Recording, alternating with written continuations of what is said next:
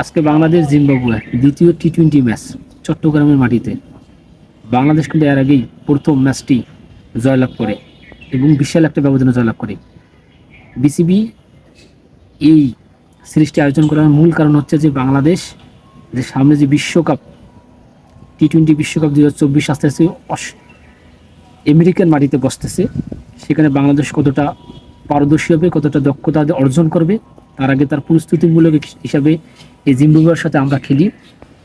এখানে আমাদের প্লেয়াররা তাদের সর্বোচ্চটা খেলবে, ভালো কিছু দেবে, টিমকে তারা ভালো কিছু দেবে, বোলিং, ব্যাটিং, স্পিন সব কিছু মিলে একটা ভালো অ্যাটাকিং হবে। এটাই মূলত হচ্ছে বিসিবির একটা পরিকল্পনা, যার কারণে তারা জিম্বাবুয়েকে ডেকে এনে ঘরের মাটিতে এবং পাঁচটি টি-20 ম্যাচের আয়োজন করে। সেই হিসাবে আমাদের যে তানজিদ তামিম ওপেনিং হিসাবে অত্যন্ত সুন্দর লেভেলে একটা খেলা দেখাইছে। কিন্তু আমাদের চিরচেনা লিটন কুমার দাস, যাকে ক্লাসিক্যাল ব্যাটিং হিসাবে আমরা মানি, সেই ক্লাসিক্যাল ব্যাটিং লিটন কুমার দাস কিন্তু সন্দেহ নাই। বিগত কয়েকটা ম্যাচ থেকে বিপিএল থেকে শুরু করে যে গতকালকের যে প্রথম ম্যাচ জিম্বাবুয়ে ছিল সেখানে কিন্তু ফর্মে ছিল না। তিনি কিন্তু ডাক মেরেই যেতে চাকের পরে।